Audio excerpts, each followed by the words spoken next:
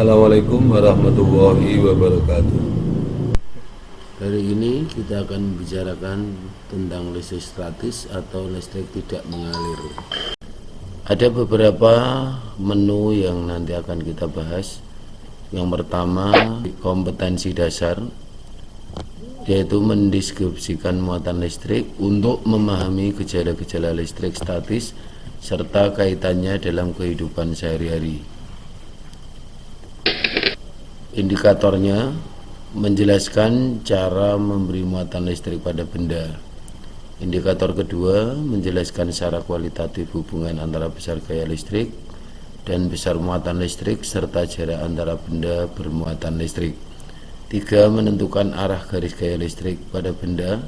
4. Menjelaskan tentang peristiwa induksi listrik. Dan 5. Menjelaskan tentang penerapan listrik statis.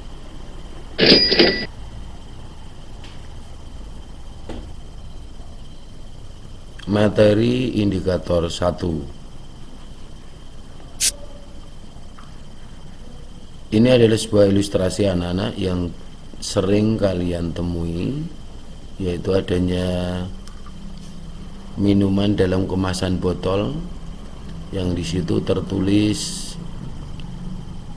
atau sering kita sebut sebagai air mineral dalam bentuk ion. Itu adalah hal-hal yang sering kalian jumpai. Nah, untuk bisa menjelaskan itu sesungguhnya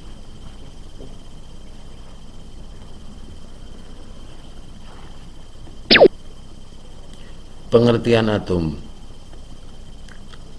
Atom adalah bagian terkecil dari suatu benda yang tidak dapat dibagi lagi. Teori atom yang dipakai sampai saat ini adalah teori atom dari Niels Bohr yang mengatakan satu atom terdiri atas inti atom bermuatan positif yang dikelilingi oleh elektron yang bermuatan negatif. Yang kedua, elektron bergerak mengelilingi inti atom. Ketiga, elektron dapat berpindah dari lintasan dalam keluar atau lintasan luar ke dalam.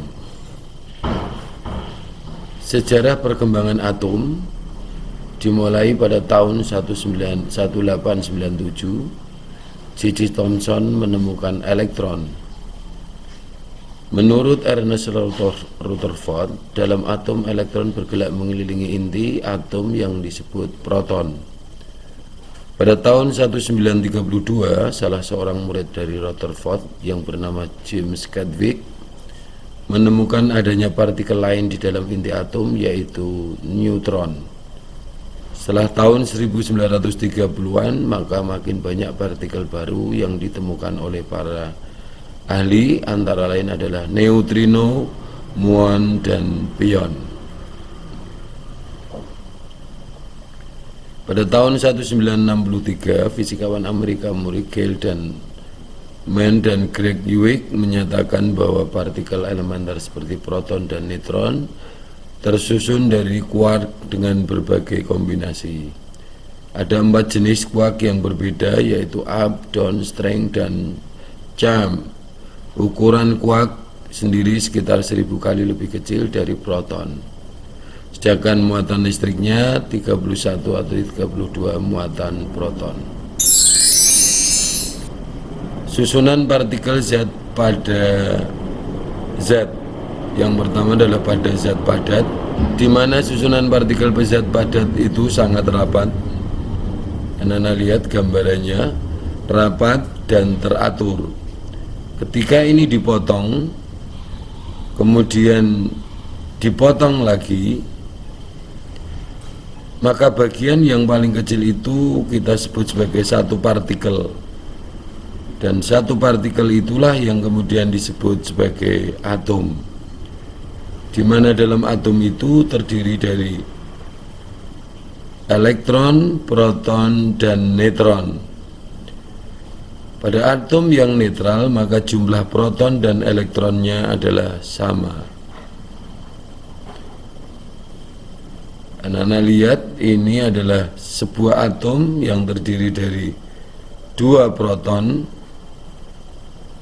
2 elektron yang mengelilingi dan 2 neutron. Proton dan neutron ini akan membentuk inti atom.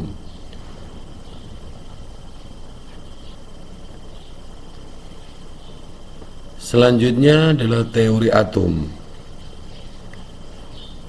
Atom terdiri dari partikel-partikel antara lain satu proton bermuatan positif, elektron bermuatan negatif, dan neutron tidak bermuatan.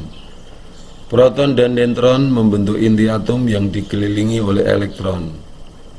Elektron dalam mengelilingi inti atom pada tingkat energi tertentu, di mana semakin jauh dari inti, maka energi elektron semakin kecil.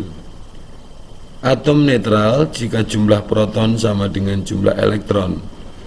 Atom bermuatan positif jika atom kekurangan elektron. Dan atom bermuatan negatif jika atom kelebihan elektron.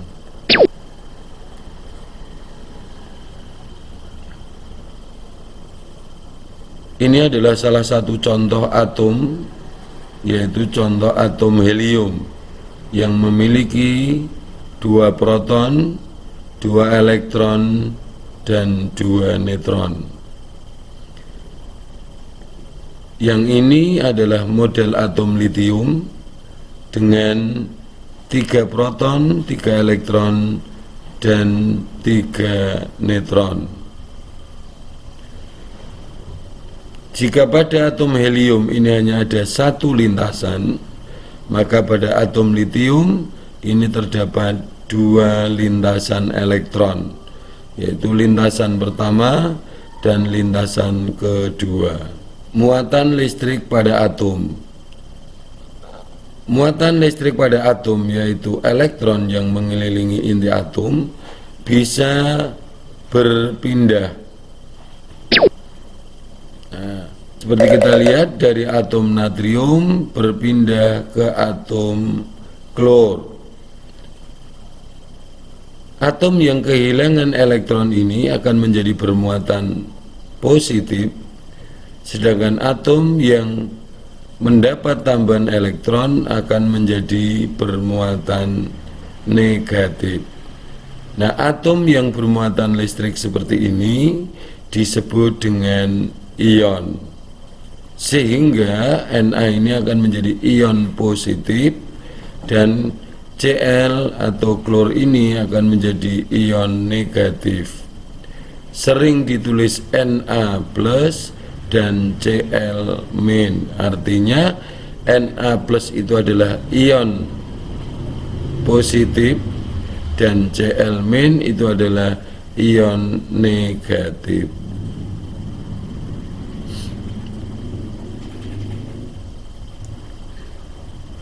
Natrium kehilangan elektron, maka natrium kekurangan elektron dan natrium menjadi bermuatan positif. Sebaliknya, klor menerima elektron, maka klor kelebihan elektron dan klor menjadi bermuatan negatif. Muatan listrik pada benda. Sebuah penggaris plastik yang digosok-gosok dengan rambut dapat menarik bulu ayam. Di gambar ini anak-anak dilihat. Nah, cara memberi muatan listrik pada benda yang pertama adalah dengan menggosok. Nah, lihat penggaris plastik ini adalah kain wol. Ketika penggaris plastik ini digosok dengan kain wol, maka yang terjadi adalah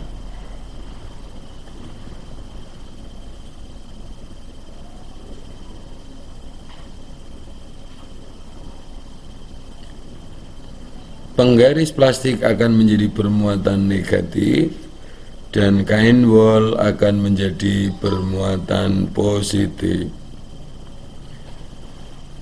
Kesimpulannya, penggaris plastik yang digosok-gosok dengan kain wol, maka penggaris plastik akan menjadi bermuatan listrik negatif karena elektron kain wol pindah ke penggaris plastik.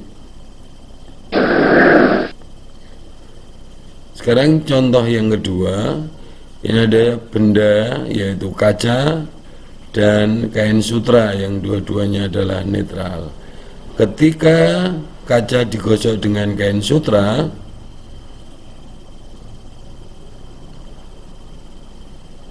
maka yang akan terjadi,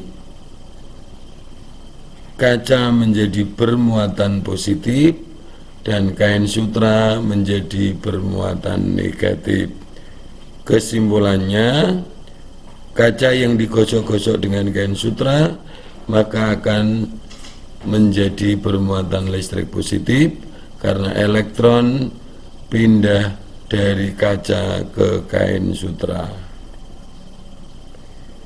Ini beberapa benda yang bisa menghasilkan muatan negatif.